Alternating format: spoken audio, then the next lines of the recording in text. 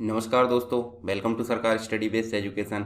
चलिए हम पढ़ रहे हैं यहाँ पे सामान्य प्रबंधन, और जो कि आपको काम आने वाला है पटवारी और व्यापम की अन्य परीक्षाओं में। हमने बहुत सारे पार्ट इसके कवर कर चुके हैं, यानी कि लगभग हमारा जो है प्रबंधन से रिलेटेड सारे टॉपिक यहाँ पे कवर हो चुके हैं। कुछ और टॉपिक हम देख लेते हैं ताकि कंप्लीट प्रबंधन हम यहाँ पे देख सकें। तो इसे हम बोलते हैं जनरल मैनेजमेंट, और इससे रिलेटेड हम बेसिक से लेकर अभी तक इसके सभी कार्य और साथ में व्यावसायिक वित्त क्या होता है, मार्केटिंग क्या होती है, सभी चीज़ों को हम जान चुके हैं। अब हम आगे देखने वाले हैं अकाउंटिंग। अकाउंटिंग मतलब लेखांकन होता क्या है, उसके बारे में जानेंगे। आप अभी चैनल पर नए हो तो चैनल को पहले सब्सक्राइब कर लीजिए, और SSW एजुकेशन PDF नाम से टेलीग्राम में चैनल है, उसे भी आप ज्वाइन कर लीजिए, ठीक है। तो इसमें आपको स्टडी मटेरियल यानी कि PDF वगैरह और अन्य जो चीज़ें हैं वो यहाँ पे मिलते जाती है। चलिए हम देखने वाले हैं यहाँ पे लेखांकन, यानी कि आपको देखने को मिलेगा अकाउंटेंसी। इंग्लिश में क्या बोलते हैं, अकाउंटेंसी। चलिए इसके बारे में हम जानते हैं। इन चैनल को भी आप एक बार जाकर विजिट कर सकते हैं। अकाउंटेंसी के पढ़ने के पहले हम देखते हैं बुक कीपिंग होता क्या है। बुक कीपिंग का मतलब, बुक मतलब होता है पुस्तक और कीपिंग मतलब रखना। अब एक बार बताइए मुझे, बुक रखने बस से काम हो जाएगा कि नहीं? बुक में आप जो है डेली के जो भी ट्रांजैक्शन होते हैं, सौदे होते हैं, उनको लिखना क्रमबद्ध, उसे ही हम क्या बोलेंगे, उसे बोलेंगे बुक कीपिंग, यानी कि हिंदी में बोलते हैं उसे पुस्त पालन, ठीक है। पुस्तकों को पालना एक प्रकार से ऐसे बोल सकते हैं, ठीक है। तो यहाँ पे हम बोल सकते हैं बुक कीपिंग मतलब क्या है, बुक को रखना, यानी कि बुक में आपको व्यवस्थित तौर पर व्यवहारों को लिखना, ठीक है, उसे हम क्या बोलते हैं, बुक कीपिंग। तो पुस्त पालन कला व विज्ञान है जिसके अनुसार व्यक्ति, फर्म यानी कंपनी, कोई कंपनी है, निगम है और व्यक्ति है, इसके अन्य संघ एवं संस्थाओं के द्वारा व्यावसायिक जो भी सौदे होते हैं, व्यावसायिक सौदों का मतलब होता है व्यापार में होने वाले लेन देन, ठीक है, जो क्रय होते हैं, विक्रय होते हैं, अन्य एक्सपेंसेस होते हैं, उन्हें हम बोलते हैं सौदे।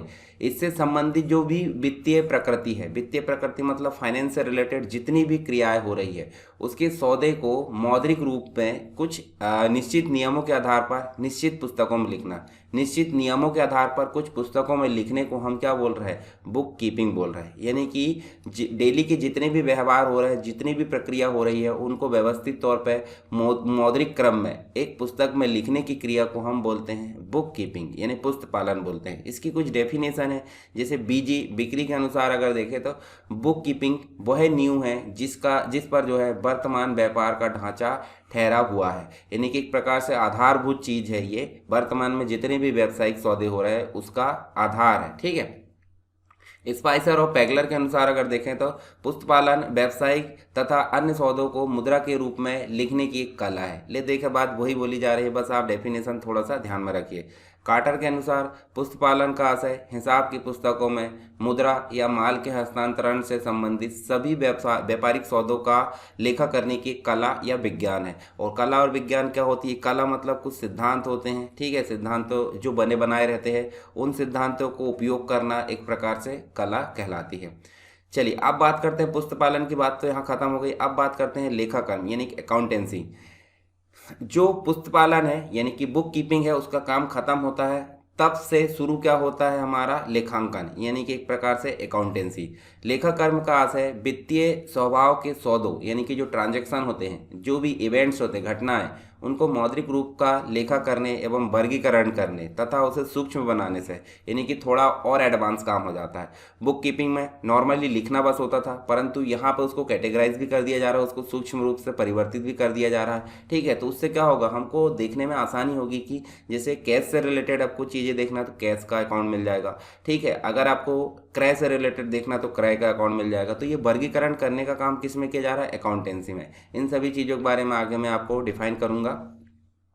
इसके अंतर्गत कुछ खाते का जो है, मतलब कौन कौन से खाते यहाँ बनाए जाते हैं, जैसे पुस्तपालन की प्रविष्टियों की जांच की जाती है अकाउंटेंसी में, तलपट, ठीक है, इसको बनाया जाता है। यहाँ आप देख सकते हैं व्यापार खाता, ट्रेड अकाउंट होता है, लाभ हानि यानी प्रॉफिट एंड लॉस, चिट्ठा यानी बैलेंस शीट होती है, भूल सुधार के लेखे होते हैं जैसे समायोजन होता है, ठीक है, एडजस्टमेंट अकाउंट होते हैं, समायोजन है, परिमाणों से निष्कर्ष निकालना, ये सारी चीज़ हमको देखने को मिलती है अकाउंटेंसी के अंतर्गत। किसके अंतर्गत, अकाउंटेंसी, जिसे हम बोलते हैं लेखांकन। लेखांकन या लेखाकर्म इसे बोला जाता है। आगे चलते हैं, कुछ और चीज़ें दी है। पुस्तपालन के प्रारंभकर्ता ल्यूकस पेसियोली को माना जाता है, और ल्यूकस पेसियोली की पुस्तक है डी कम्प्यू टी सेट, स्क्रिप्ट रिस ये 1494 में इटली के वेनिस नगर में प्रकाशित हुई थी।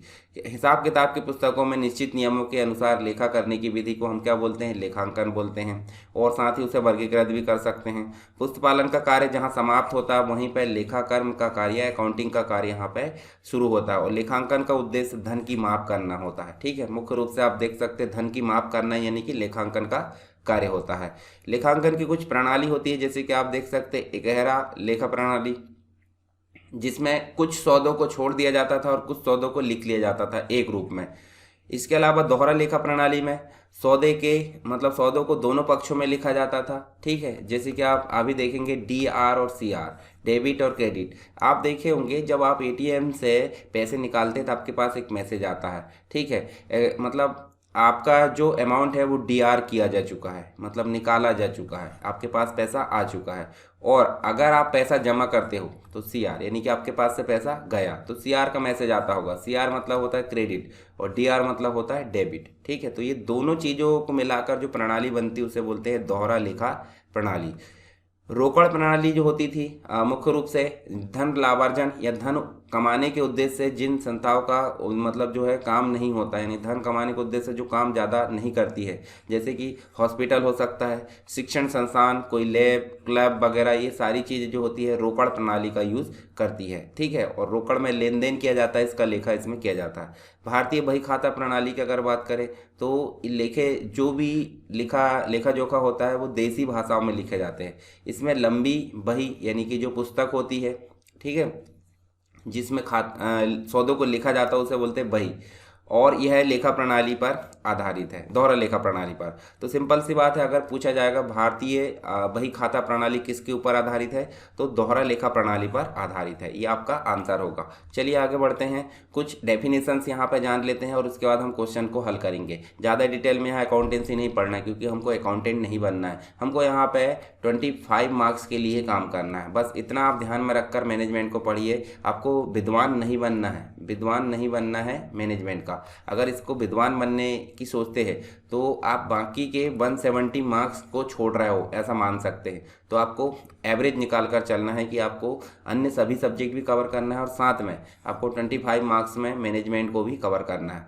तो सबसे पहला यहाँ पे डेफिनेशन है लेन देन अथवा सौदा, जिसे हम बोलते हैं ट्रांजेक्शन। ट्रांजेक्शन मतलब होता क्या है, मान लो दो व्यक्ति मिले, दो व्यक्ति ने आपस में लेन देन किया। लेन देन मतलब किसी ने कोई सामान को बेचा और दूसरे ने खरीदा, तो उस बेचना और खरीदना को ही हम क्या बोलेंगे, ट्रांजैक्शन। यानी कि दो या दो से अधिक इकाइयों के मध्य कोई ऐसी घटना जिसका कोई मूल्य हो, लेन देन या सौदा कहलाता है। सौदा नगद या उधार दोनों हो सकता है। मान लो हमने किसी से कोई सामान खरीद ली, अब सौदा तो हो गया है परंतु कैसा हुआ है, उधार, क्योंकि हम उसको पैसा भविष्य में देने वाले हैं, या फिर हम बेचने वाले हैं, हमने उसको सामान तो दे दिए हैं, सेवाएं दे दी हैं, पर वो पैसा हमको भविष्य में देगा, तो इसका मतलब क्या है, उधार। और अगर वो तुरंत कैश के रूप में या फिर ऑनलाइन माध्यम से हमको पैसे ट्रांसफर कर देता है तो वो हो गया नगद। यानी कि ट्रांजैक्शन कैसे हो सकते हैं, ट्रांजैक्शन का मतलब दो या दो से अधिक व्यक्तियों के मध्य होने वाला जो मौद्रिक मूल्य या एक प्रकार से ट्रांजैक्शन या सौदा होता है, ये उधार और नगद दोनों हो सकता है। नेक्स्ट जो होता है दायित्व। दायित्व मतलब समझते कि नहीं आप, दायित्व मतलब हमारा मुख्य रूप से जिसे हम चुकाना है, हमें भविष्य में जिसको चुकाना है उसे हम बोलते हैं दायित्व। जैसे उदाहरण के रूप में हमने अगर हम माल को खरीदे हैं, मतलब हमने जो सेवाएं ली हैं या माल को खरीदी करे हैं और उसको भविष्य में हमको चुकाना है, यानी कि हमने उधार खरीदे, तो उधार खरीदे तो हमको भविष्य में देना है, और अगर देना है इसका मतलब क्या है, दायित्व है। जैसे मान लो उदाहरण के रूप में इलेक्ट्रिसिटी बिल आपको देना है, ठीक है। अगर आप कार खरीदते हैं, कुछ जो भी बाइक खरीदते हैं, तो RTO की फीस आपको देना है, तो ये सब क्या है, आपकी दायित्व है। तो दायित्व एक प्रकार से लंबे समय के लिए हो सकते हैं और शॉर्ट समय के लिए भी हो सकते हैं, यानी कि जिनका भुगतान भविष्य में किया जाना है और किसी भी समय में, उसे हम बोलते हैं दायित्व। जैसे आज हमने उधार लिया और कल हमको पे करना, तो वो भी हमारा क्या हो जाएगा, दायित्व हो जाएगा। परिसंपत्ति, जिसे हम संपत्ति या एसेट्स बोलते हैं। एसेट्स मतलब जो व्यापार को आगे बढ़ाने में हमारी मदद करती है, उसे बोलते हैं संपत्ति। और संपत्ति स्थायी और अस्थायी दोनों होती है, ठीक है, स्थायी और अस्थायी दोनों होती है। स्थायी मतलब जो लंबे समय तक उपयोग में आएगी उसे स्थायी बोलते हैं, और जो थोड़े समय के लिए उपयोग में आती है उसे अस्थायी बोलते हैं। चल और अचल संपत्ति हम बोल सकते हैं। तो जैसे भूमि है, भवन है, मशीन है, रोकड़ है। तो यहाँ रोकड़ मतलब होता है धन, और धन मतलब पैसा। अब आप पैसा को ध्यान में रखिए, पैसा क्या लंबे समय तक उपयोग में आता है क्या? नहीं। आज है हमारे पास, अगर कहीं जरूरत है तो तुरंत हम उसमें उसको खर्च कर देते हैं। इसका मतलब क्या है? वो शॉर्ट टर्म के लिए है, और शॉर्ट टर्म के लिए स्थायी होगा क्या? स्थायी नहीं होगा, वो होगा अस्थायी। क्या होगा? अस्थायी होगा। परंतु भूमि की अगर बात करें, जिस जगह पर हम हमारी व्यवसाय को रन कर रहे हैं वो भूमि लंबे समय तक काम आने वाली है, यानी कि वो क्या है? स्थायी। भवन लंबे समय तक काम आने वाला है, मशीन लंबे समय तक काम आने वाली है, इसे हम क्या बोलेंगे? साथ ही हम बात करें फर्नीचर की, फर्नीचर मतलब जिस फर्नीचर की सहायता से हम हमारे व्यापार को रन कर रहे हैं वो क्या हो गया? हमारा स्थायी संपत्ति। और जो शॉर्ट टर्म के लिए रहती है वो हो गई अस्थायी संपत्ति। देनदार है, देनदार मतलब जो हमें भविष्य में पैसे देगा। उदाहरण के रूप में हमने जिसको उधार माल बेचे हैं वो हमको भविष्य में पैसे देगा, चाहे वो कल दे, 3 महीने दे, 3 महीने बाद दे, और 1 साल बाद दे। रहितिया का मतलब होता है स्टॉक, जो माल बेचने से मतलब वर्ष के अंतिम में बेचने से रह जाता है, यानी कि बचा हुआ स्टॉक, उसे क्या बोलते हैं? रहितिया। ठीक है। माल या स्टॉक, इसको गुड्स बोलते हैं। तो देखिए, स्टॉक तो एक प्रकार से बेचने खरीदने के लिए होता है, परंतु गुड्स क्या होता है? गुड्स को हम वस्तु या सेवा बोल सकते हैं जिनसे व्यापारी कारोबार चलाता है। जिन वस्तुओं को व्यवसाय को या व्यवसाय में उपयोग के लिए खरीदा जाता है उन्हें हम बोलते हैं माल। ठीक है। एक प्रकार से माल नहीं बोलेंगे, उसे हम क्या बोलेंगे? देखिए, व्यापार के लिए अगर खरीदा जाता है, बेचने खरीदने के लिए अगर खरीदते हैं तो उसे बोलते हैं माल, और अगर वो उपयोग करने के लिए खरीदा जाता तो उसे गुड्स नहीं बोला जाएगा। ध्यान रखिए इस चीज़ को। कैपिटल, कैपिटल मतलब व्यापार में, व्यापार को स्टार्ट करने के लिए, व्यापार को चलाने के लिए हम जिस चीज़ का प्रयोग करते हैं, पैसे के रूप में हो सकता है, फर्नीचर के रूप में हो सकता है, मशीनरी के रूप में। तो वो जो पैसा लगता है इकट्ठा, जैसे उदाहरण के रूप में आपको मैं बताता हूँ, आप व्यापार शुरू करोगे कुछ भी तो जमा पूंजी से शुरू करोगे ना। आपको याद होगा हम बोलते रहते हैं जमा पूंजी, यानी कि बहुत दिन से इकट्ठा करके हमने रखे और इकट्ठा हमने पैसे को व्यापार में लगा दिए, तो उस पैसा को हम क्या बोलेंगे? पूंजी, यानी कि कैपिटल। तो वह धनराशि या माल जो गुड्स रहता है, जमा जमा करके रखे, संपत्ति है, जो भी चीज़ है, उन सबको हम पूंजी की कैटेगरी में रखेंगे। जो व्यवसाय के स्वामी द्वारा, यानी कि ओनर के द्वारा व्यवसाय में लगाई जाती है उसे बोलते हैं पूंजी, और इसे बैलेंस शीट में वर्ष के अंत में लिखा जाता है। कटौती यानी डिस्काउंट, डिस्काउंट से आप क्या समझते हैं? डिस्काउंट का मतलब होता है जब आप कहीं कुछ खरीदने जाते हैं मार्केट में तो आपको लिखा आता है 10% डिस्काउंट, 20% डिस्काउंट। इस प्रकार से अमेजन में, फ्लिपकार्ट में आप खरीदी करते हैं तो इस प्रकार से डिस्काउंट मिलता है। यानी कि 400 रुपये में, 4000 रुपये में अगर 10% दिया जाता है तो आपको 400 रुपये यहाँ माइनस करके कितने में चीज़ें मिल जाएगी? 3600 में। तो ये क्या है आपका? डिस्काउंट। तो डिस्काउंट दो प्रकार का होता है, एक तो नगद होता है, मतलब एक प्रकार से कैश डिस्काउंट, और एक होता है व्यापारिक डिस्काउंट, ट्रेड डिस्काउंट। तो ट्रेड डिस्काउंट ये 10% जो मिल गया आपको तुरंत में वो है, पर आप इस 4000 में से 3600, एक प्रकार से 3600 रुपये की चीज़ आप ले आए हो, 3 महीने बाद देना है, पर 3 महीने जैसे ही आप जल्दी पे कर देते तो आपको वहाँ पे भी खुश होकर व्यापारी क्या करता है? डिस्काउंट देता है, उसे बोलते हैं नगद डिस्काउंट। और शुरू में जो मिल गया उसे बोलते हैं ट्रेड डिस्काउंट।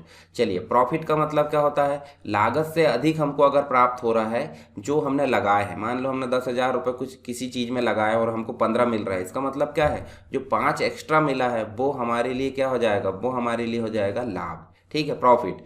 लेनदार की अगर बात करें, लेनदार मतलब होता है क्रेडिटर्स, जो हमसे भविष्य में पैसे लेगा। उदाहरण के रूप में हमने अगर कहीं से कुछ खरीद कर लाया है और उसको अभी पैसे नहीं दिया है, इसका मतलब उसको हम कल, परसों, 3 महीने बाद, 1 साल बाद पैसे देने वाले हैं।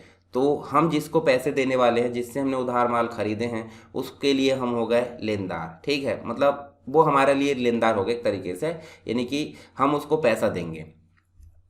चलिए, नेक्स्ट है प्रमाणक यानी बाउचर। जैसे आप कहीं संस्था में काम कर रहे हो और आपने पैसों के लेन देन का हिसाब आपको रखना है। मान लो आपने किसी को पैसे दिए तो उसने पैसे प्राप्त किया, उसके लिए आप जो है एक छोटा सा एक डायरी मेंटेन करोगे, एक प्रपत्र तैयार करोगे, ताकि उसमें जो है लिखा रहेगा कि फलाना फलाना व्यक्ति ने पैसे, इतने पैसे प्राप्त किया, तो उसमें उसकी सिग्नेचर भी रहेगी। ठीक है, तो वो क्या होगा? वो होगा आपका बाउचर, प्रमाणक। ये ऑडिटिंग करने में काफ़ी फायदा करता है। ऑडिटिंग करने का मतलब अंकेक्षण, यानी कि जो भी आय व्यय, जितनी भी व्यापार में सौदे हुए हैं, क्या वो सही हुए हैं या नहीं हुए, उनका मिलान करना, उसे ही हम बोलते हैं ऑडिटिंग। ठीक है, और ऑडिटिंग करने वाले को ऑडिटर यानी कि अंकेक्षक बोला जाता है।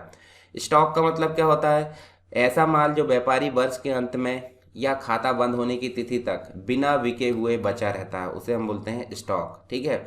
आहरण मतलब होता है निजी उपयोग के लिए। अब मान लो हमारा व्यापार में डेली का कैश आता है, सामान जो भी रहता है, जैसे मान लो शॉपिंग मॉल का मालिक है, शॉपिंग मॉल का मालिक अपने निजी उपयोग के लिए वहाँ से 5,000 का प्रोडक्ट यहाँ उपयोग करने के लिए निकाल लेता है, या फिर 5,000 का कैश वो अपने निजी उपयोग के लिए निकाल लेता है, तो क्या उसका लेखा जोखा पुस्तकों में नहीं होगा? बिल्कुल होगा, ताकि हिसाब किताब वहाँ पे मेंटेन होता रहे। तो उस 5,000 की एंट्री किस रूप में की जाएगी? आहरण के रूप में। यानी कि वो अपने निजी उपयोग के लिए अगर कोई चीज़ निकालता है, चाहे वो कैश हो सकता है, चाहे गुड्स हो सकता है, माल, तो उसे हम बोलते हैं ड्राइंग्स। ठीक है। ड्राइंग मतलब वो बनाने वाली ड्राइंग मत समझना। इसके द्वारा मतलब व्यापार के स्वामी द्वारा अपने निजी प्रयोग के लिए नगद या सेवा, जो वस्तु या सेवाएं है निकाली जाती है, उसे हम बोलते हैं आहरण। व्यापारिक कटौती और नगद कटौती मैंने बता दिया। तुरंत आप जब सामान खरीदते हो उस समय जो डिस्काउंट मिल जाता है 5%, 10%, वो हो जाता है हमारा ट्रेड डिस्काउंट, यानी कि व्यापारिक कटौती। और नगद का मतलब आपने 3 महीने की गारंटी से उधार लेकर आए और 3 महीने से पहले अगर दे देते हैं, तो उससे समय से पहले अगर पे करते हैं तो व्यापारी आपको कुछ छूट या कटौती देता है उसमें, उसे बोलते हैं नगद डिस्काउंट। जैसे कि मान लो उदाहरण के रूप में आपने वही उदाहरण ले लेते, 4,000 रुपये की चीज़ खरीद रहे हो 10% डिस्काउंट पे। अब 10% डिस्काउंट पे खरीद कितने की पड़ी वो? यहाँ पे 400 रुपये माइनस कर दो 4,000 में से, 3,600 रुपये की।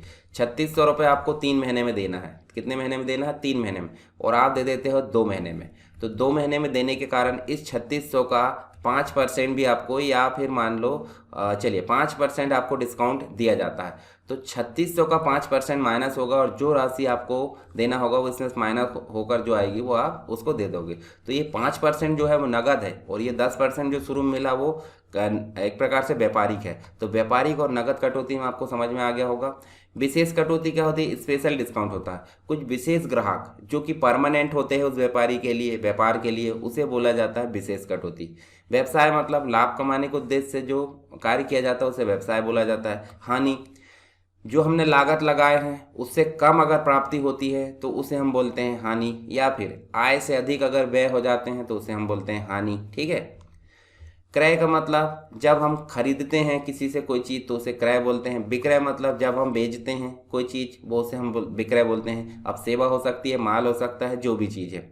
नगद व्यापार मतलब कैश ट्रेड होता है, और एक उधार व्यापार मतलब उधार ट्रेड होता है। मतलब नगद मतलब या तो एक प्रकार से नगद बेचते हैं, नगद खरीदते हैं, उसे कैश ट्रेड यानी कि नगद व्यापार बोलेंगे। और उधार व्यापार मतलब या तो उधार बेचते हैं या तो उधार खरीदते हैं।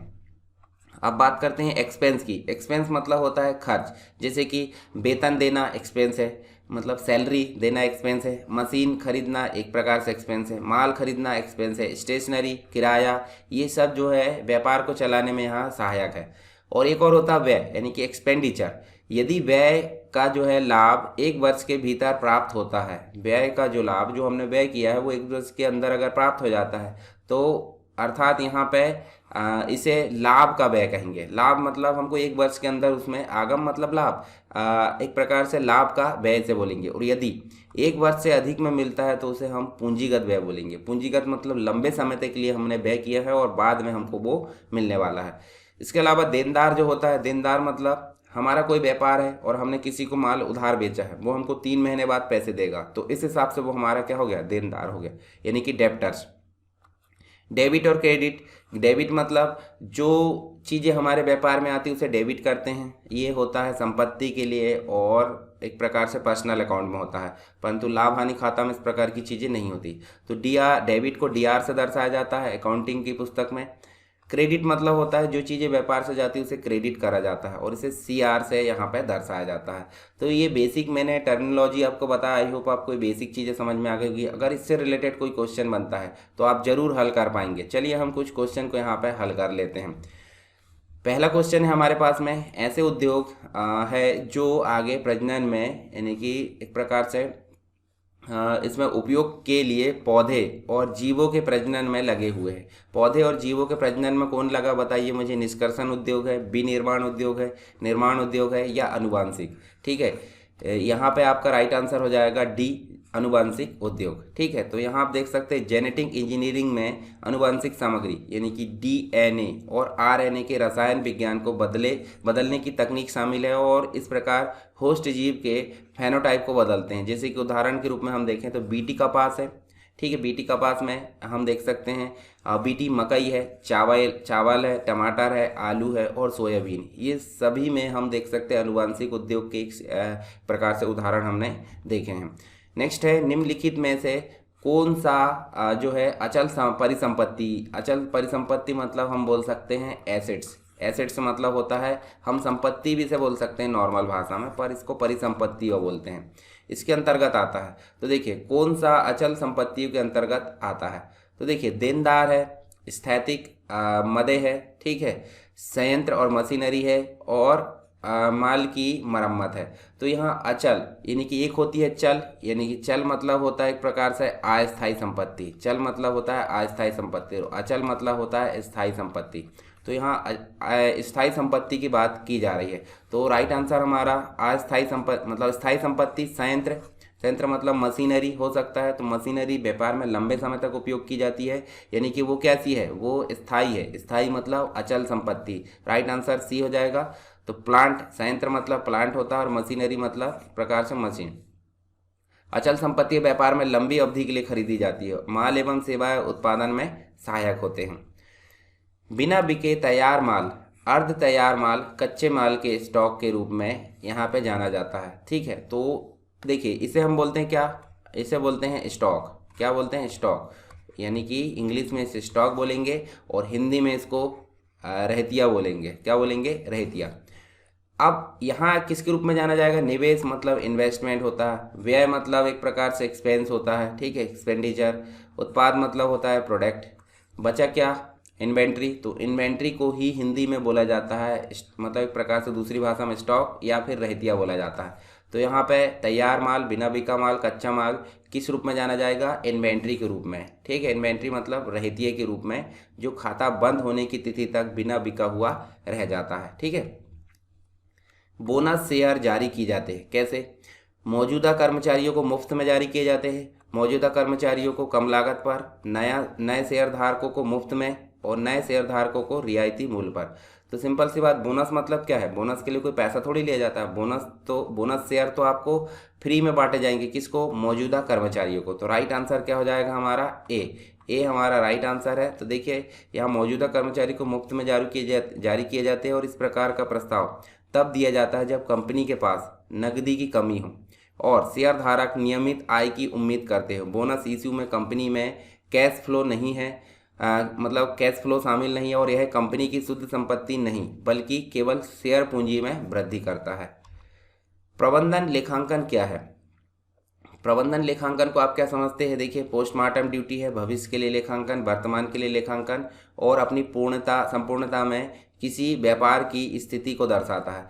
तो प्रबंधन लेखांकन मतलब तो आप समझ गए, व्यापार में व्यवस्थित तौर पर मौद्रिक रूप में जो सौदे हैं उनको लिखना, वर्गीकृत करना और उसको सूक्ष्म करना। ठीक है, तो ये क्या कहलाता है हमारा लेखांकन। पर लेखांकन का ही प्रबंधन करना है, यानी कि लेखांकन की प्लानिंग करना, प्लानिंग करने के साथ साथ ऑर्गेनाइजिंग करना, स्टाफिंग करना, डायरेक्शन करना और कंट्रोल करना, ये सब काम किसके अंतर्गत आ जाते हैं, प्रबंधन के अंतर्गत। यानी लेखांकन का प्रबंधन करने की बात की जा रही है। तो प्लानिंग हम कब के लिए करते हैं, अभी के लिए करते हैं, भविष्य के लिए, भविष्य के लिए करते हैं। तो राइट आंसर हमारा क्या हो जाएगा, अकाउंटिंग फॉर फ्यूचर, यानी कि राइट आंसर यहाँ पे बी है, अकाउंटिंग फॉर फ्यूचर। ठीक है, ये आप देख सकते हैं। एक बार हम कह सकते हैं कि व्यवसाय में लाभ होता है जब क्या होता है, देखिए परिसंपत्ति देनदारियों से अधिक हो जाती है, आय व्यय से अधिक हो जाता है, आय देनदारियों से अधिक हो जाती है, परिसंपत्ति जो एसेट्स होती है वो व्यय से अधिक हो जाती है।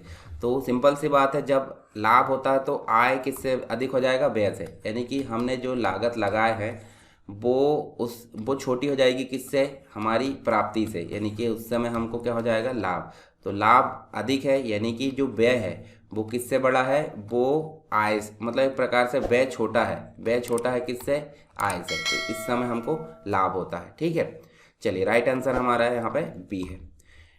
निम्न में से कौन सा एक अमूर्त स्रोत है, अमूर्त मतलब होता है जिसे देखा नहीं जा सकता, फील मतलब एक प्रकार से हम मान सकते हैं। जैसे मान लो किसी की रेपुटेशन है, रेपुटेशन आप समझ सकते हैं, इज्जत। ठीक है। इज्जत को क्या देखा जा सकता है क्या? नहीं, ये अमूर्त है, मतलब संपत्ति के रूप में शामिल किया जाएगा। मान लो कोई व्यवसाय है और व्यवसाय की रेपुटेशन आप देख सकते हैं मतलब मार्केट में बहुत बनी हुई है, तो वो क्या है? मूर्त रूप से है क्या? नहीं, अमूर्त है।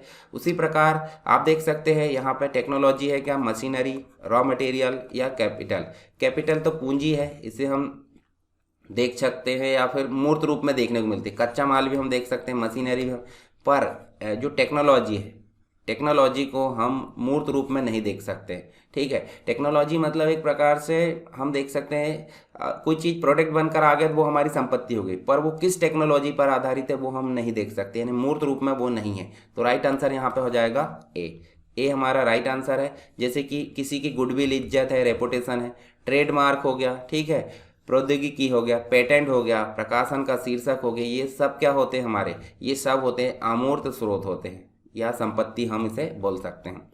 एक मशीनरी की खरीदारी, इसका एक उदाहरण है। जैसे आप देख सकते हैं मशीनरी हम खरीद रहे हैं तो वो क्या है? राजस्व व्यय है क्या? पूंजी व्यय है क्या? या चालू व्यय या फिर कोई नहीं? तो आप बताइए मुझे, मशीनरी खरीद रहे हैं तो व्यापार के चलाने के लिए, यानी कि वो किसके अंतर्गत आएगी? पूंजी व्यय, यानी कि वो एक प्रकार की पूंजी निकाल कर हम जो है मशीन को खरीदे हैं व्यापार के संचालन के लिए, उसे हम क्या बोलेंगे? पूंजी व्यय, यानी कि कैपिटल एक्सपेंडिचर। राइट आंसर आपका बी होगा। जैसे उदाहरण के रूप में और देख सकते हैं भवन खरीदना, उपकरण कोई मतलब एक प्रकार से कोई टूल्स खरीदना, साथ ही हम देख सकते हैं बुनियादी स्ट्रक्चर तैयार करना, कंप्यूटर हार्डवेयर, ये सब जो है मूर्त संपत्ति के उदाहरण हैं। देनदार मतलब डेप्टर्स होता है, खाता बही में तब दिखाई देता है। अब देनदार मतलब क्या होता है? देखिए कोई मतलब हम हो गए, हम हो गए ओनर किसी कंपनी के, और हमसे कोई व्यक्ति परचेज करके ले जाता है। परचेज करके ले जाता कैसा? उधार। कैसे ले जाता? उधार। अब ये पैसा हमको कब देगा? ये पैसा हमको देगा भविष्य में। अभी दे रहा है क्या? नहीं, भविष्य में 3 महीने बाद, 4 महीने बाद कभी भी दे सकता है। तो इस पर्टिकुलर व्यक्ति को हम क्या बोलेंगे? देनदार। यानी कि कब बना वो देनदार? जब उधार हमने उसको बेचे हैं। तो सिंपल सी बात है, यहाँ राइट आंसर क्या होगा? नगद बिक्री में नहीं होगा, उधार बिक्री किया जाए तब बिल्कुल सही, यहाँ पे बी राइट आंसर है। नगद क्रय, उधार क्रय, ये दोनों भी आंसर नहीं होंगे, तो राइट आंसर आपका क्या होगा? बी, यानी कि उधार बेचते हैं तब वो हमको भविष्य में पैसे देगा, और भविष्य में पैसे देने वाले को बोलते हैं देनदार। चलिए, लेखांकन एक पेशा है।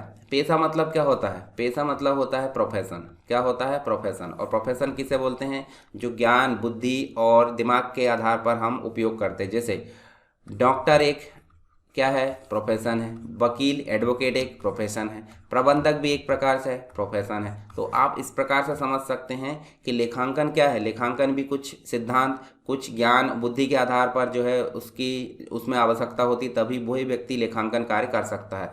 तो इसके सिद्धांत होते हैं, इसकी संकल्पनाएं होती है, इसमें ज्ञान, अनुभव, बुद्धि आवश्यकता होती है, और यह पूर्ण विज्ञान। तो राइट आंसर हमारा सी होगा, क्योंकि इसमें ज्ञान, अनुभव, बुद्धि, इन सभी चीज़ों की आवश्यकता होती है। इस आधार पर लेखांकन को हम क्या बोल रहे हैं? पेशा बोल रहे हैं। इसको सिद्धांत भी इसको एक प्रकार से विज्ञान बोल सकते हैं, क्योंकि कुछ सिद्धांत पर आधारित होता है। इसको लिखने की कला होती है, तो इसको कला भी बोल सकते हैं। यानी कि लेखांकन यानी अकाउंटिंग आपका कला भी है, विज्ञान भी है और पेशा भी है, यानी प्रोफेशन भी है। तो राइट आंसर क्या होगा? सी होगा। चलिए, यहाँ इसके बारे में आप एक बार पढ़ सकते हैं। तो यहाँ हमने लेखांकन से रिलेटेड बहुत सारी चीज़ें यहाँ पढ़े, और साथ में डेफिनेशन के साथ हमने क्वेश्चन को भी हल करे। अब जो नेक्स्ट टॉपिक है, लेखांकन तो हमने कर लिए, अब बात आती है कि व्यापार में जितना भी लेखा जोखा हुआ है, क्या वो सही हुआ है या नहीं हुआ, उसकी हम जांच करना देख लेते। तो जांच करने के लिए हमारे पास में नेक्स्ट जो टॉपिक है वो है अंकेक्षण। अंकेक्षण को इंग्लिश में बोलते हैं ऑडिटिंग। ऑडिटिंग मतलब होता है जांच पड़ताल करना। आपने सुना होगा, जैसे मान लो कोई कॉलेज भी है, ठीक है, अब अंकेक्षण की जरूरत क्यों पड़ती है आपको पता होगा। अब कोई भी व्यक्ति अपने जो ट्रांजैक्शन हुए हैं, व्यापारिक सौदे हुए हैं, उनकी जांच क्यों करवाएगा? ये जांच करना जो है भारत सरकार के अंतर्गत नियम के आधार पर है, मतलब करना जरूरी है। क्यों? क्योंकि अगर आपकी इनकम होती है तो उस इनकम पर गवर्नमेंट के द्वारा टैक्स लिया जाता है, जिसे बोलते हैं इनकम टैक्स, यानी कि इसे बोलते हैं आयकर। अब लोग बाग क्या करते हैं, व्यापार या जो भी संस्थान होते हैं, वो अपने आयकर को बचाने के लिए अपने व्यय को ज़्यादा दिखा देते हैं। तो उससे क्या होगा? आय कम ही हो जाएगी, और आय कम हो जाएगी तो इनकम टैक्स कम लगेगा। तो यहाँ पे हम बोल सकते हैं टैक्स की चोरी। क्या बोल सकते हैं? टैक्स की चोरी के उद्देश्य से यहाँ पे हम देख सकते हैं जो व्यापार में लाभ हानि है जो भी है उनमें घटाना बढ़ाना यहाँ चलते रहता, तो उसी की जांच करने के लिए, यानी कि व्यक्ति ने टैक्स की चोरी तो नहीं किया है, उसके व्यापारिक सौदे है उसकी जांच पड़ताल करने के लिए यहाँ पे जो प्रक्रिया की जाती है उसे बोलते हैं अंकेक्षण, यानी कि इसी को बोलते हैं ऑडिटिंग। और अंकेक्षण करने का काम जो होता है किसका होता है, अंकेक्षक का होता है। किसका होता है, अंकेक्षक का। इसी को इंग्लिश में बोलते हैं ऑडिटर। क्या बोलते हैं, ऑडिटर, यानी कि ऑडिटर जो काम करता है उसे ऑडिटिंग बोलते हैं। ठीक है, चलिए इसके बारे में इन चैनल्स को भी आप यहाँ देख सकते हैं जाकर एक बार। ऑडिटर एक प्रकार से क्या है, ऑडिटिंग ऑडियर से बना है, और इसका मतलब क्या होता है, सुनना, यानी कि सुनने का संबंध अंकेक्षण से है। अंकेक्षण से तात्पर्य किसी भी कार्य के लेखे की जांच पड़ताल करने वाले व्यक्ति से, यानी ऑडिटर किससे बना है, एक लैटिन भाषा से बना है, ज़्यादातर चीज़ें लैटिन भाषा से ही बनती है। ठीक है, और इसका मतलब होता है सुनना, यानी कि अंकेक्षण करने का काम जिस व्यक्ति के द्वारा किया जाएगा, या लेखे की जांच पड़ताल, जो भी लेखा जोखा किया है, व्यय और हानि जितनी भी हुई है, लाभ हुआ है, आय व्यय जो भी ट्रांजेक्शन हुए उन सब का लेखा जोखा कौन करेगा, ये इसकी लेखा जोखा तो अकाउंटेंट करता है। लेखा जोखा कौन करेगा, अकाउंटेंट करेगा, परंतु उन लेखों की जांच कौन करेगा, ये व्यक्ति करेगा जिसका नाम है ऑडिटर। ठीक है, रोनाल्ड ए आयरिश के अनुसार इसकी डेफिनेशन है, आधुनिक रूप में अंकेक्षण वही मतलब जो पुस्तक होते, प्रमाणक मतलब वाउचर होते हैं, और अन्य जो वित्तीय और कानूनी लेखे है उसकी व्यवस्थित और वैज्ञानिक रूप से जांच की जाती है, जो चिट्ठे मतलब बैलेंस शीट के माध्यम से प्रदर्शित आर्थिक स्थिति का सत्यापन करके और लाभ हानि खाते द्वारा प्रकट शुद्ध आय के संबंध में प्रतिवेदन से होता है। आप यहाँ तक भी देख सकते हैं, जैसे राज्य सरकार की अगर बात करें या फिर केंद्र सरकार की बात करें, तो जितने भी केंद्र सरकार में व्यय और आय होती है उनकी भी ऑडिटिंग की जाती है। ठीक है, इसका पूरा दायित्व होता है कैग का, कंट्रोलर एंड ऑडिटर जनरल। ठीक है, कंट्रोलर बोलते हैं उसको, और हम नॉर्मल उसको कंट्रोलर बोल देते हैं। ठीक है, अब वर्तमान में कंट्रोलर और ऑडिटर जनरल यानी कि भारत में कैग के रूप में कौन पदस्थ है आपको बताना है कमेंट बॉक्स में। ठीक है, और ये पूरे भारत के अंतर्गत इसका दायित्व होता है, हालांकि इसकी टीम होती है, ये अकेला जो हेड होता है। ठीक है, लॉरेंस और डिक्सी के अनुसार अगर देखें इसकी डेफिनेशन, तो अंकेक्षण लेखांकित तथ्यों की जांच होता है, यानी कि जो लेखा या अकाउंट में मेंटेन है उसकी जांच करना अंकेक्षण कहलाता है, जो लेन देन के संबंध में यह प्रदर्शित कर सके कि वह पूर्णतः सही है या फिर गलत है। ठीक है, तो यहाँ पे सारी चीज़ हमको देखने को मिलती है लेखांकन के जांच पड़ताल से रिलेटेड। चलिए आगे चलते हैं, कुछ विशेषताएं देख लेते हैं इसकी। विशेषताएं आपको मैंने बेसिक चीज़ बता दी है, तो विशेषता आपको समझ में आ जाएगी। खातों में प्रदर्शित जो लेन देन है उसकी विश्वसनीयता की जांच हो जाएगी, वो लिखा हुआ सही है या फिर गलत है। ठीक है, इन सभी को चेक करना किसका काम होता है, लिखा मतलब अंकेक्षण का होता है, यानी कि ऑडिटिंग का होता है। चिट्ठा यानी कि जो बैलेंस शीट है उसमें प्रदर्शित जो भी संपत्ति है और साथ में दायित्व होते हैं उनका मूल्यांकन किया जाता है, क्या वो सही है या गलत है। चिट्ठा यानी बैलेंस शीट में प्रदर्शित संपत्ति और दायित्वों का सत्यापन भी हो जाता है, मूल्यांकन करने के साथ साथ सत्यापन भी होता है। जो बाउचर्स होते हैं उसकी नियमित जांच हो जाती है। बाउचर्स के आधार पर प्रमाणन सत्यता की तुलना, यानी कि किसी व्यक्ति को आपने अगर 10,000 रुपये दिए तो उससे बाउचर में साइन लिया होगा, चेक दिया तो उससे बाउचर में साइन लिया होगा, तो उससे क्या हो जाता है, एक मिलान हो जाता है कि उस व्यक्ति को आपने सही में पैसे दिया है या फर्जी है। ठीक है, प्राप्त जो भी निष्कर्ष है उसके रूप में प्रतिवेदन, अंकेक्षण सिद्धांतों का यहाँ पर उपयोग किया जाता है। तो ये सारी चीज़ें इसकी विशेषताएं देखने को मिलती है। ठीक है, चलिए हमको ज़्यादा डिटेल में नहीं जाना है, एक ओवरव्यू हम देख रहे हैं इसके बारे में। तत्व मतलब ऑडिटिंग करने के लिए आपको कौन कौन सी चीज़ों की ज़रूरत पड़ेगी उन्हें बोलते हैं तत्व। जैसे सबसे पहले लेखा पुस्तक की ज़रूरत पड़ेगी, जिसे हम बुक कीपिंग के माध्यम से रखते थे। बुक कीपिंग के माध्यम से हमने लेखा पुस्तकों को रखे थे, डेली के व्यापारिक सौदे। ठीक है, प्रलेख और प्रमाणक यानी बाउचर्स की ज़रूरत पड़ेगी आपको। व्यापारिक और गैर व्यापारिक संस्था की ज़रूरत पड़ेगी यहाँ पे, जो लेखा मतलब ऑडिटिंग का कार्य यहाँ पे कर सके। स्पष्टीकरण व सूचना यहाँ पे होना चाहिए। निर्धारित अवधि में, जैसे आप देख सकते हैं 31 मतलब एक प्रकार से 1 अप्रैल मान लो अभी 2022 की बात करते हैं, 1 अप्रैल 2022 से लेकर 31 मार्च 1 अप्रैल 2022 से 31 मार्च 2023 ये होता है व्यापारिक वर्ष। व्यापारिक वर्ष मतलब 1 अप्रैल से शुरू होता है और 31 मार्च को ख़त्म होता है।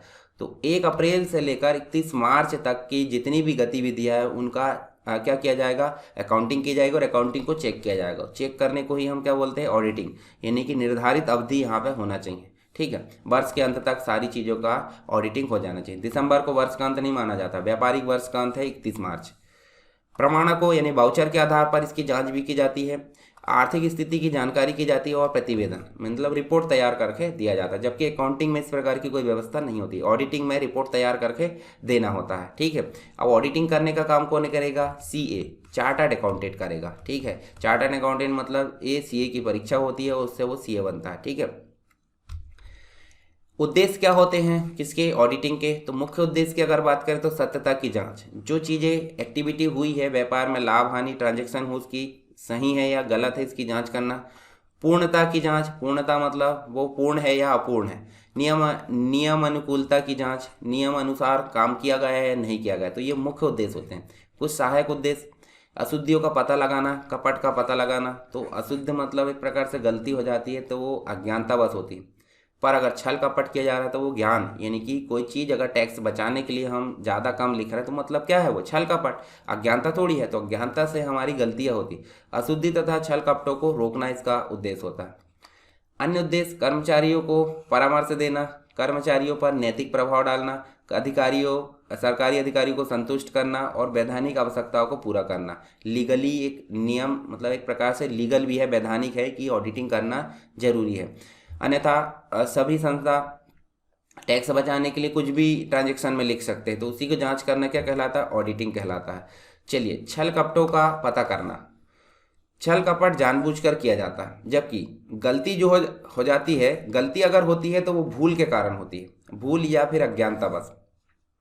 छल कपट जो हो रहा है वो मतलब जानबूझकर किया जा रहा है, ये आप देख सकते हैं। छल कपट का मुख्य उद्देश्य किसी को धोखा देना। छल कपट चालाकी के साथ किया जाता है। आप धोखा देना मतलब गवर्नमेंट को हम धोखा दे रहे हैं, भाई टैक्स नहीं दे रहा है तो धोखा दे रहा है।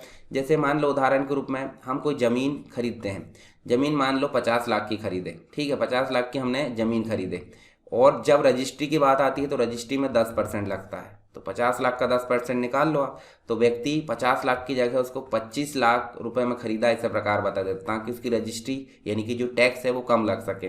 परंतु वो गलती करता है, क्योंकि ज़मीन जब बिकेगी तो उसकी ज़मीन का रेट 50 लाख ना होकर 25 लाख होगा। तो ध्यान रखिए इस चीज़ को। छल कपट करना मतलब जानबूझकर करना किसी को धोखा देने के लिए, और अगर गलती हो जाती है तो वो भूलवश हो जाती है, अज्ञानतावश हो जाती है। संस्था में हिसाब किताब के लेखे में स्वामी यानी कि जो ऑनर होता है उसके कर्मचारियों द्वारा छल कपट किया जाता है तो उन्हें हानि सहन करनी पड़ती है। और छल कपट जो होते हैं दो प्रकार के हो सकते हैं, एक तो धन संबंधी, पैसे धेले संबंधित, और एक माल संबंधी यानी कि जो गुड्स होता है व्यापार में उससे संबंधित। तो धन के लिए क्रय विक्रय में एक प्रकार से धन का एक प्रकार से क्या हो जाता है? कपट, छल कपट, ठीक है। विक्रय बेचते हैं तब भी हो जाता है, ज़्यादा कम यहाँ पे लिख दी हमने। संपत्ति खरीदते समय, बेचते समय, भुगतान करते समय, ये सारी चीज़ जो होती है धन से रिलेटेड छल कपट कहलाते हैं। और माल से संबंधित, माल की चोरी हो जाना, माल पैकेजिंग में गलती कर देना, दुरुपयोग करना माल का और गलत मूल्यांकन करना, ये सब जो है गुड्स से रिलेटेड, गुड्स से रिलेटेड, और ये जो होते हैं कैश से रिलेटेड, ठीक है। तो आप ध्यान रख सकते हैं धन संबंधी गबन यानी कि छल कपट किया जाना, और माल संबंधी गबन जिसमें गुड्स से रिलेटेड छल कपट किया जाता है। अब इतना छल कपट तो हो गया भैया, रोकना तो पड़ेगा ना, तो बिल्कुल रोकने के लिए कुछ उपाय होते हैं। संदेहजनक लेन देन, जो भी हमारे दिमाग में संदेहजनक लेन देन होते हैं उसकी नियमित रूप से जांच किया जाना, उससे छल कपट में रुकावट आएगी। खातों का गहन जांच, जो भी हमारे अकाउंट मेंटेन किया गया है उनकी गहन जांच यानी कि डीपली उनमें जांच करना। आंतरिक नियंत्रण प्रणाली को लागू करना, ये छल कपट रोकने का एक उपाय है। कर्मचारी आवश्यकता अनुरूप वेतन वृद्धि, बोनस दर, अन्य सुविधाएं में वृद्धि। अब सिंपल सी बात है, कोई व्यक्ति गलत तरीके से धन कब कमाएगा ये चीज़ बताइए? जब उसकी सैलरी कम हो, मतलब मान लो उसको 50,000 की ज़रूरत है और आप 40 दे रहे हैं, ठीक है। तो सिंपल सी बात है 10,000 जो कमी उसकी हो रही है, वो 10,000 कमी के लिए वो कहीं ना कहीं से दूसरे रास्ते बाईपास तो करेगा, तो उस बाईपास के लिए वो छल कपट करता है। तो आप सिंपल है, आप 40,000 न देकर उसकी सैलरी में वृद्धि करो, उसको समय समय पर बोनस देते जाओ, तो ये क्या हो जाएगा? ये सिंपल सी बात है, छल कपट को रोकने का एक मतलब एक प्रकार से मोटिवेशन भी है कि आज जो व्यक्ति को सब परिपूर्ण मिल जा रहा है तो वो व्यक्ति गलत क्यों करेगा, ठीक है। सुविधाओं में वृद्धि हो जाती है। विश्वास पात्र कर्मचारी को ही रोकड़ संबंधी यानी कि जो अकाउंटेंट होता है वो विश्वास पात्र व्यक्ति होना चाहिए, अन्यथा वो कुछ भी उल्टा सीधा लेन देन वहाँ पे दर्शाएगा और गबन करेगा, ठीक है। अब जो ऑडिटर होता है मतलब अंकेक्षक, अंकेक्षक को क्या बोलते हैं? ऑडिटर। ठीक है। तो ऑडिटिंग करने का काम जिस व्यक्ति के द्वारा किया जाएगा वो ऑडिटर, और ऑडिटर के कुछ गुण होना चाहिए ना, तभी तो वो क्या कर पाएगा। पहली चीज़ तो ऑडिटर कोई भी नहीं हो सकता, ऑडिटर सीए होता है एक प्रकार से। ऑडिटिंग करने का काम कौन करता है, चार्टर्ड अकाउंटेंट करता है, ठीक है। अब अंकेक्षक के गुण जैसे कि पुस्तपालन यानी जो बुक कीपिंग होती है और अकाउंटिंग होता है उसके सिद्धांतों का उसको ज्ञान होना चाहिए, जितने भी उसको सिद्धांत, दोहरा लेखा प्रणाली है, कौन सी प्रणाली, सारी चीज़ उसको पता होना चाहिए।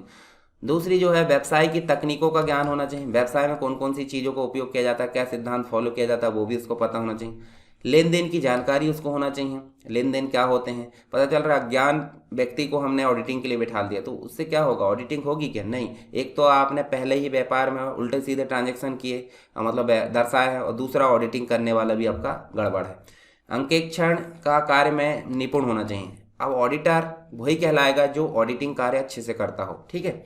स्पष्टीकरण ग्रहण करने की क्षमता होनी चाहिए, निष्पक्ष होनी चाहिए, यानी कि उसको किसी की तरफ से यहाँ तरफदारी नहीं करना है, ना तो व्यापार की तरफ से ना किसी और की तरफ से, उसको निष्पक्ष रहना। ईमानदार होना ये मुख्य रूप से है। चरित्रवान होना, स्वतंत्र विचारों वाला होना, व्यवहारशील तथा धैर्यशील होना, गोपनीयता रखने वाला होना, मतलब जो चीज़ बताने लायक ना हो उसको छुपाकर या किसी के सामने नहीं बोलना। परिश्रमी होना, ग्राहक के व्यवसाय का जानकार होना, अर्थशास्त्र का उसको ज्ञान होना चाहिए। वो अकाउंटेंट के साथ साथ उसको अर्थशास्त्र यानी कि इकोनॉमिक्स का भी ज्ञान होना चाहिए, और अनुशासन प्रिय होना चाहिए, ठीक है। तो ये सारे गुण जो होते हैं एक ऑडिटर के होते हैं, तो ये गुण होना बहुत जरूरी है एक ऑडिटर में, तभी वो ऑडिटिंग के कार्य को अच्छे से कर पाएगा। ऑडिटिंग का महत्व है क्या, ऑडिटिंग का महत्व जैसे कि हमने देख चुके हैं अभी तक बहुत सारी चीज़ें। तो कर्मचारियों की नैतिकता की जांच की जाती है इसमें ऑडिटिंग में, कपट और त्रुटियों की जांच हो जाती है, संपत्ति एवं दायित्वों का उचित मूल्यांकन हो जाता है, वित्तीय विवरणों का विश्लेषण एनालिसिस हो जाता है, व्यापार की सही आर्थिक स्थिति को ज्ञात किया जा सकता है। कंपनी अधिनियम, जो कंपनी अधिनियम है व्यवसाय को चलाने के लिए यूज़ किए जाते हैं, उससे संबंधित अनिवार्यता का पालन यहाँ पर हो जाता है, साख में वृद्धि हो जाती है, अंशों का उचित मूल्यांकन हो जाता है, और बीमा दावे की संबंधित सुविधा यहाँ देखने को मिल जाती है। तो ये कुछ महत्व थे हमने देख लिए, यहाँ पे अंतर देख लेते हैं, एक तो अकाउंटिंग में देख लेते हैं और एक ऑडिटिंग में। तो अब बताइए मुझे पहला कौन सा काम होता है, अकाउंटिंग होता है या ऑडिटिंग होता है। बिल्कुल यहाँ पे हमारा पहला काम अकाउंटिंग होगा। अकाउंटिंग में जो भी लेखे किए जाते हैं, ट्रांजैक्शन किए जाते हैं, उसकी जांच करने का काम होता है अंकेक्षण का। तो इसकी प्रकृति हम देख लेते हैं। प्रकृति पहले देखते हैं कि लेखा कर्म सैद्धांतिक भाग है, इसमें लेखा कर्म का कार्य किया जाता है, और ये जो एक प्रकार से लेखा कर्म के द्वारा जो भी क्रियाएं की गई है उसकी जाँच करने का काम किया जाता है, सही है या गलत है, जो भी अकाउंटिंग में लिखा गया है वो सही है या गलत है। शुरुआत जो है विकास अगर देखें तो ये 1494 से शुरू हुआ, कौन, अकाउंटिंग, दोहरा लेखा प्रणाली, ठीक है। परंतु ये 1913 कंपनी अधिनियम से शुरू हुआ है, जब जो ट्रांजैक्शन उनकी जांच पड़ताल की जाने लगी। नेक्स्ट और देखते हैं प्रारंभ की अगर बात करें तो लेखा कर्म वहाँ प्रारंभ होता है जहाँ पुस्तपालन का अंत होता है। पुस्तपालन मतलब जो भी ट्रांजैक्शन होते हैं उसके मौद्रिक रूप में लिखना, परंतु लेखांकन में लिखने के साथ साथ उसको वर्गीकृत भी किया जाता है, सूक्ष्म में उसको किया जाता है। तो जब लेखांकन शुरू किया जाता है वो पुस्तपालन खत्म हो जाता है, परंतु लेखांकन खत्म होने के पश्चात कौन शुरू होता है, अंकेक्षण, ठीक है।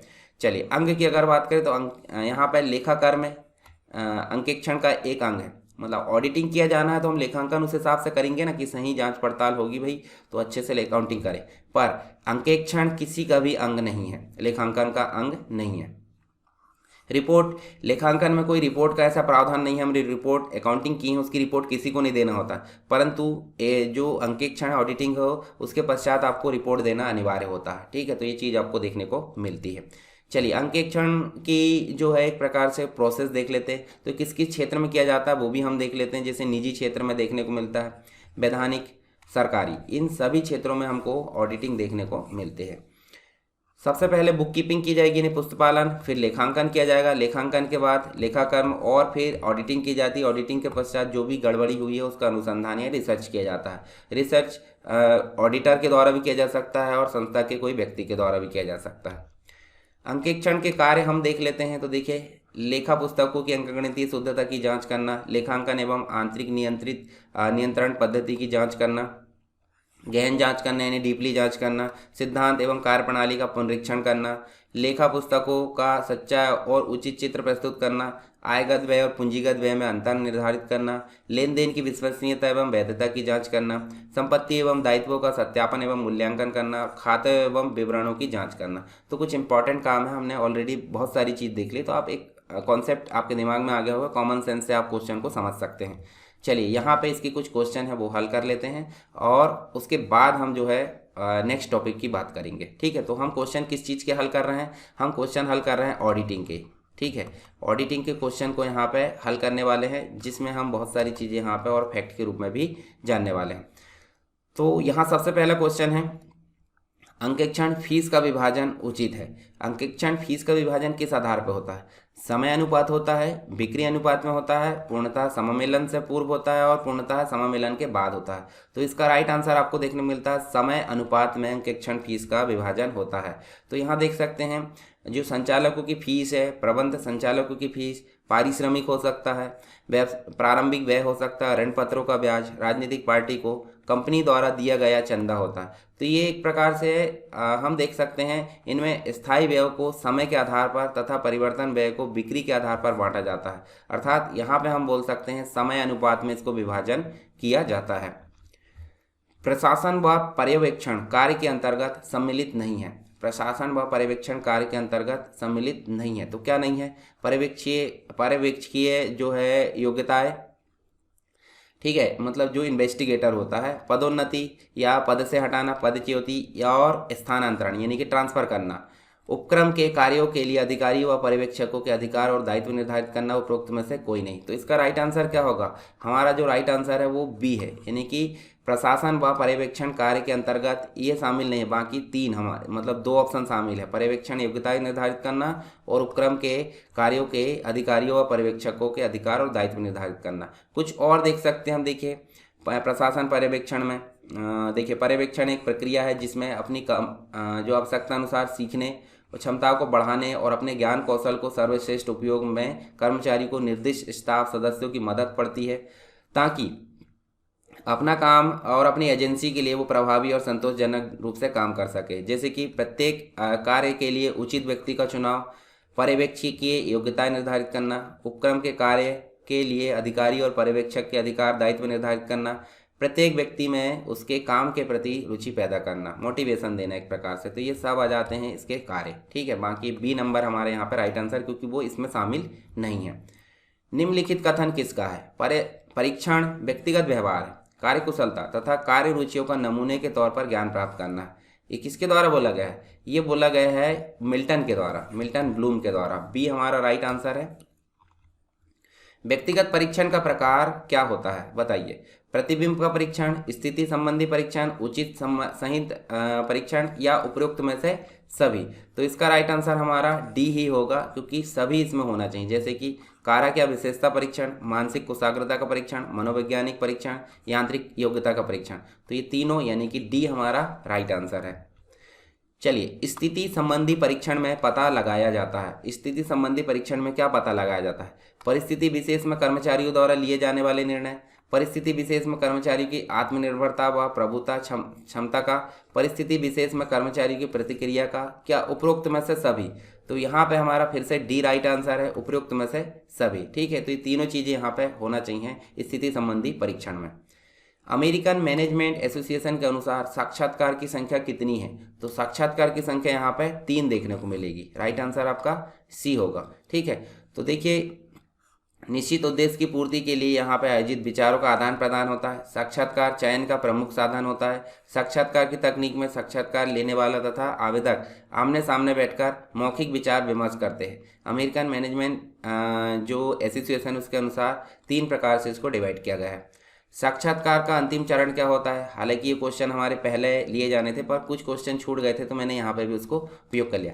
ले देखे हमको मैनेजमेंट पढ़ना ना, ऐसा थोड़ी है कि टॉपिक के अंदर उसी क्वेश्चन आए, कुछ और टॉपिक के क्वेश्चन भी आ सकते हैं। ठीक है, मैनेजमेंट तो मैनेजमेंट है, हमको क्वेश्चन ऐसा बोलकर नहीं आएगा किस टॉपिक से आया, मैनेजमेंट के क्वेश्चन है ये बोलकर आएगा।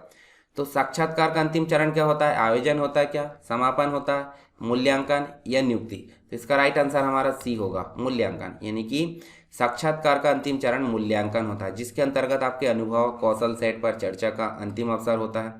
साक्षात्कार के अंतिम चरण से मैं जो है आपके तरीके के बारे में जानने की कोशिश की जाएगी, ये देखें एक प्रकार से मूल्यांकन किया जाएगा। निम्नलिखित में से प्रतिबल साक्षात्कार पद्धति के प्रतिपादक कौन थे? तो इसके प्रतिपादक थे प्रोफेसर हार्ले। ठीक है, आवेदकों को अत्यधिक प्रतिबल यानी कि स्ट्रेस में डालने का प्रयास किया जाता है ताकि वो आगे जब व्यापार में कोई मतलब एक प्रकार से विकट परिस्थिति आए तो उससे वो संभल सके। ठीक है, यहाँ पे हम समझ सकते हैं। और कठिन परिस्थितियों में कुशलता से प्रतिक्रिया करना और दबाव वाले क्षेत्र में शांत रहना पड़ता है। प्रतिबल साक्षात्कार पद्धति के प्रतिपादक प्रोफेसर हार्ले थे। किसी व्यक्ति को अपने कार्य पर रहते हुए उसकी सापेक्षिक सेवाओं का जो कंपनी को मिलती है मूल्यांकन ही कर्मचारी का मूल्यांकन कहलाता है। तो ये किसके द्वारा बोला गया है? ये एल्फ्रेड व बेट्टी के द्वारा बोला गया है। राइट आंसर हमारा सी होगा। ठीक है, the custom appraisal of job performance एक पुस्तक है। इसके लेखक कौन है? इसके लेखक अगर देखें तो इसके लेखक है हमारे डी मैक ग्रिगोर। इसके लेखक है डी मैक ग्रिगोर। यहाँ पे हमारे कुछ क्वेश्चन हमने देखे। अब एक और टॉपिक हमारा बचा है मैनेजमेंट के अंतर्गत, उसको हम पढ़ लेते हैं। इसके बाद हमारे जो है सारे टॉपिक यहाँ पे कवर हो जाएंगे। चलिए उसको हम यहाँ पे देखने वाले हैं। तो यहाँ पे हमारा जो नेक्स्ट टॉपिक है वो है उपभोक्ता संरक्षण। अब हमने सारी चीज़ तो कर ली है, यानी कि जितनी भी चीज़ें थी प्रबंध के अंतर्गत वो चीज़ें कर ली है।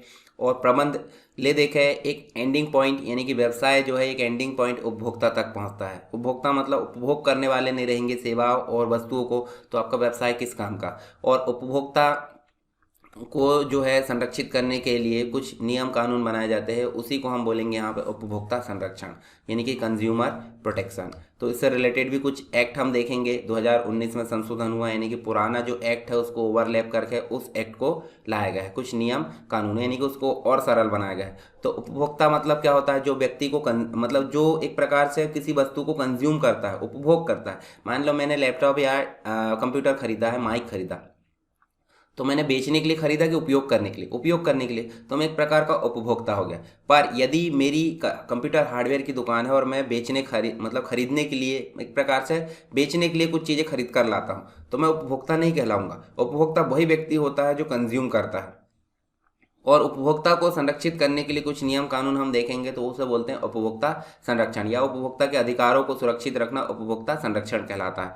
चलिए यहाँ पे हम जो है उपभोक्ता मतलब यहाँ देख सकते हैं, ये व्यक्ति को हम उपभोक्ता बोलेंगे। क्यों? क्योंकि शॉपिंग मॉल से हम कोई चीज़ खरीद कर लेकर आते हैं तो हम क्या हो गए? उसके उपभोक्ता हो गए। ठीक है, आप भी अपने आप में एक उपभोक्ता हो सकते हैं। अगर आप कोई व्यापारी है, मतलब कोई दुकान संचालक है, तो अगर उस चीज़ को आप खरीदने और बेचने के लिए जो है एक प्रकार से उपयोग लाते हो अपने पास, तो आप व्यापारी हो सकते हैं। तो उपभोक्ता का मतलब क्या है?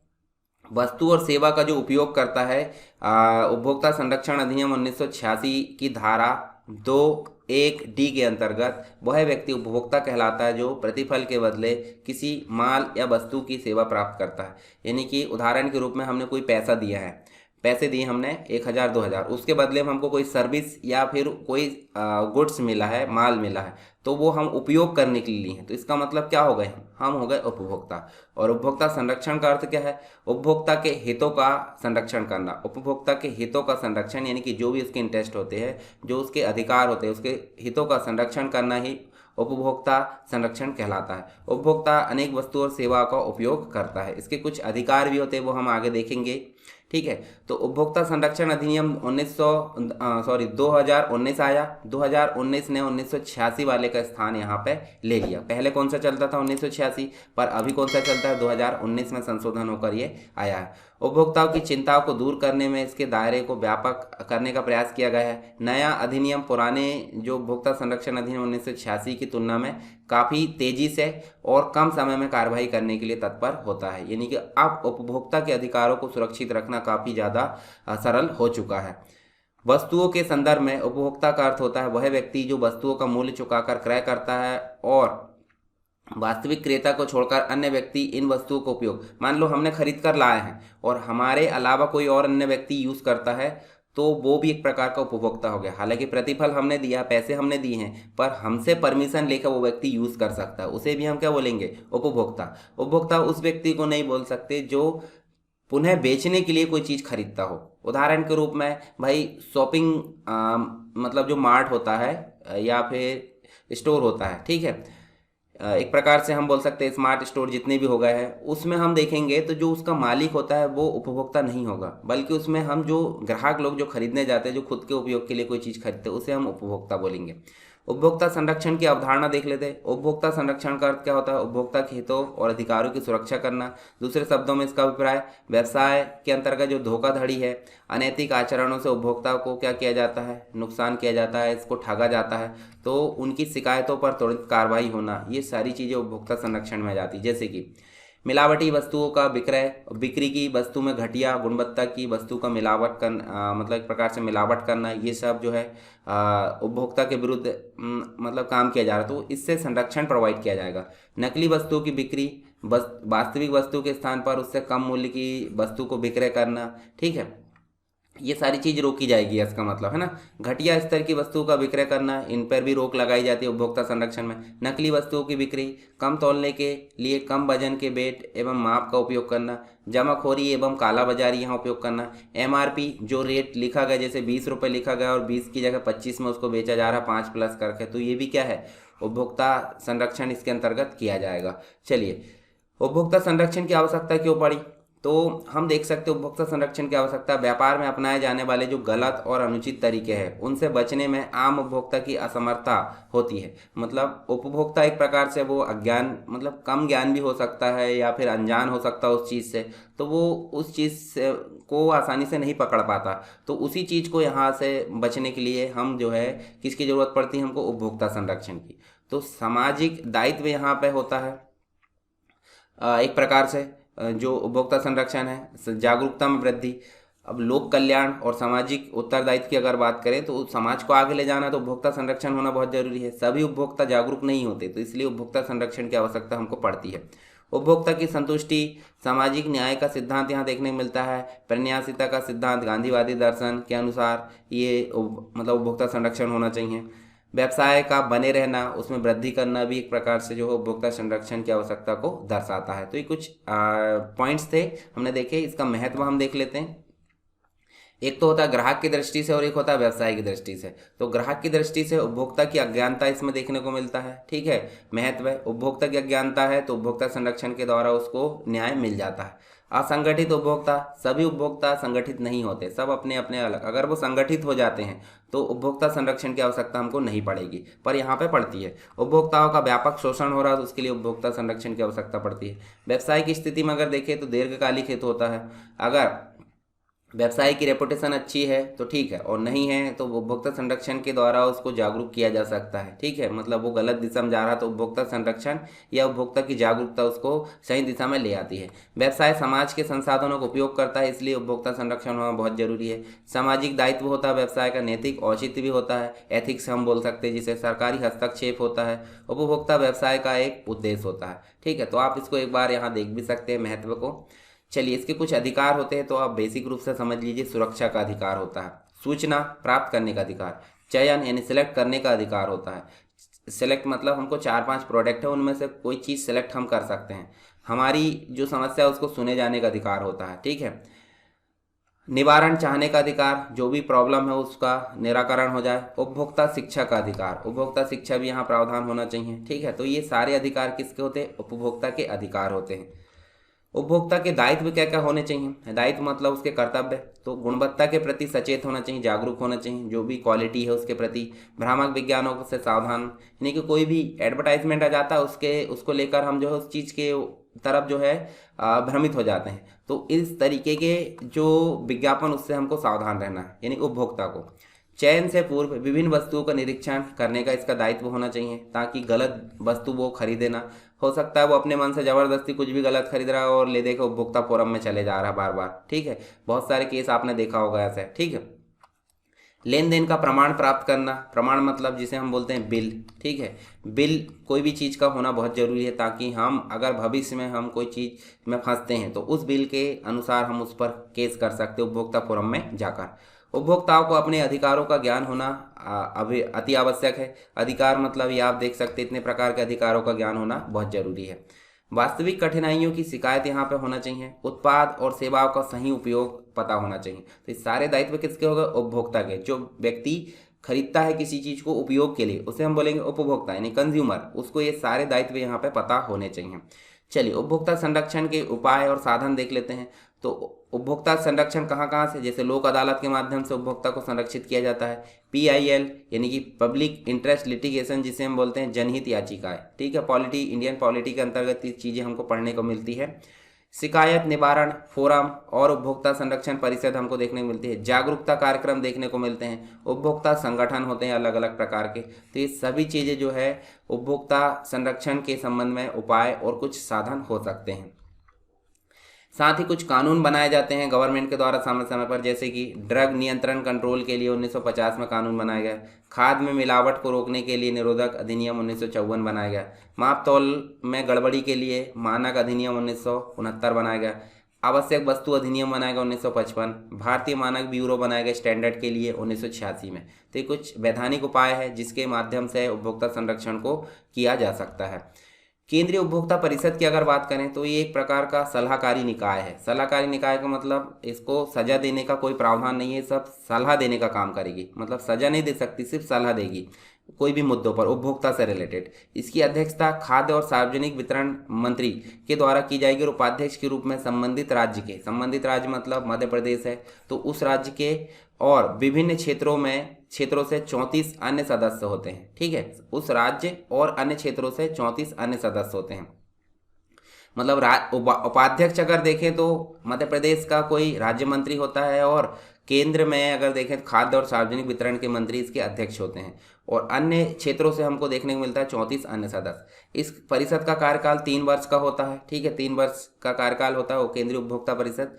और इसमें उत्तर दक्षिण पूर्व पश्चिम और नॉर्थ ईस्ट रीजन यानी कि जो अरुणाचल प्रदेश वाला एरिया है 7 सिस्टर होती है, प्रत्येक क्षेत्र से 2 राज्यों के उपभोक्ता मामले के प्रभारी मंत्री इसमें शामिल होंगे। विशिष्ट कार्यों के लिए इन सदस्यों के बीच कार्य समूह का भी प्रावधान होता है। जिला फोरम के फैसले की चुनौती राज्य स्तरीय आयोग के समक्ष व उसके पश्चात राष्ट्रीय आयोग के समक्ष चुनौती दी जा सकती है, ठीक है। जिला में अगर कोई गड़बड़ी हुई है तो राज्य में, और राज्य में कोई गड़बड़ी होगी तो केंद्र में, ठीक है।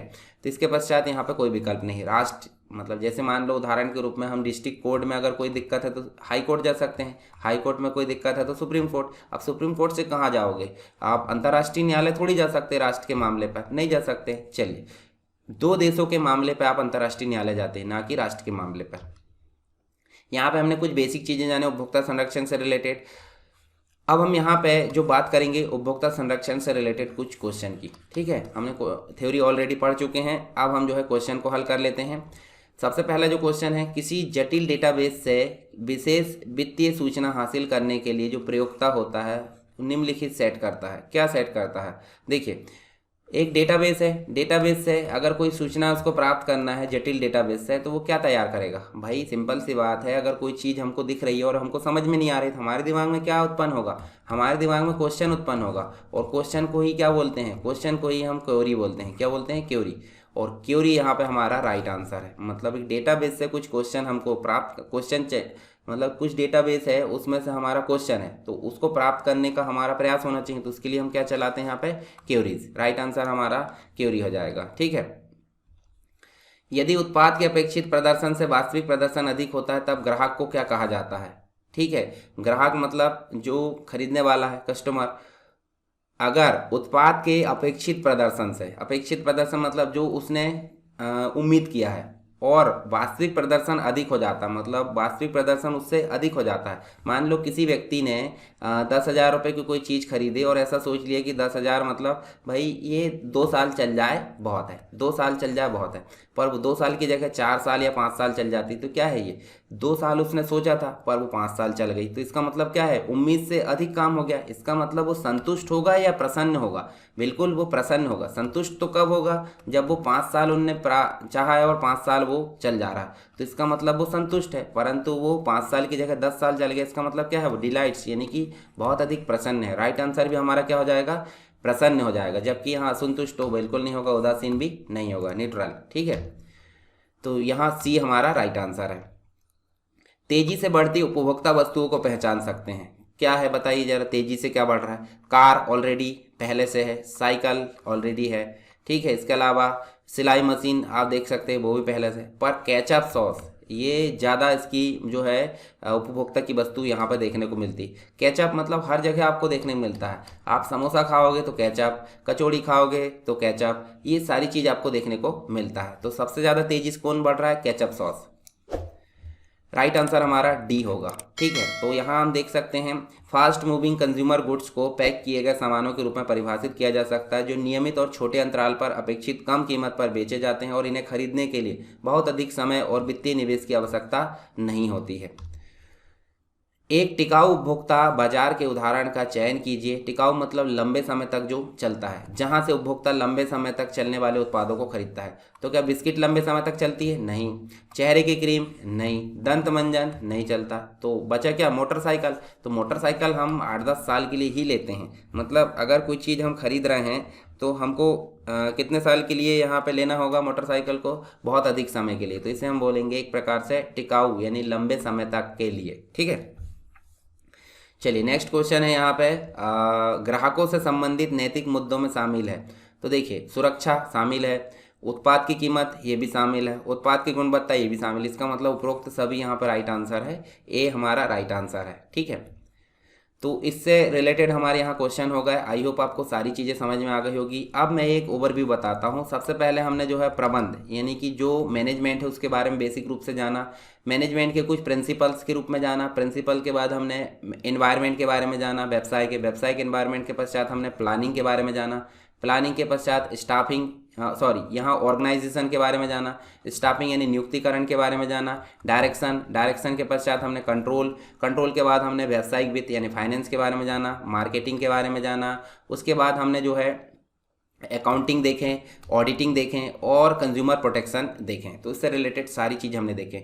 तो हमने इससे रिलेटेड सभी थ्योरी पार्ट और क्वेश्चन पार्ट दोनों ही कवर कर लिया है। क्वेश्चन पार्ट को एमसीक्यू फॉर्मेट में कवर करा, इसके अलावा भी कुछ क्वेश्चन की प्रैक्टिस रह जाती है वो मैं अलग से लेकर आ जाऊंगा, पर यहाँ आपका कंप्लीट ये सारे टॉपिक हो जाते हैं। अब आप सारे टॉपिक को देखिए, अच्छे से एंजॉय कीजिए और अपने साथ में जो भी है उसको शेयर जरूर कीजिए, ठीक है। क्योंकि शेयर करने और सब्सक्राइब करने में कोई भी पैसा नहीं लगता, और अगर आप वीडियो देखते हैं और आपको कुछ फायदा होता है तो वीडियो को लाइक जरूर कर दें, ठीक है। तो ये चीज़ आपको करना है, इतनी चीज़ें बस। उसके अलावा आपको ये सारी चीज़ें आपको देख रहे हैं, किसी प्रकार का कोई चार्ज नहीं लग रहा। तो इसका मतलब आपको लाइक कर देना है, कब, जब पसंद आए, शेयर और सब्सक्राइब कर देना, और टेलीग्राम चैनल ज्वाइन कर लीजिए ताकि इसकी PDF प्राप्त करके आप रिवीजन कर सकते हैं। तो चलिए दोस्तों, मिलते हैं नेक्स्ट सब्जेक्ट के साथ में, तब तक के लिए जय हिंद।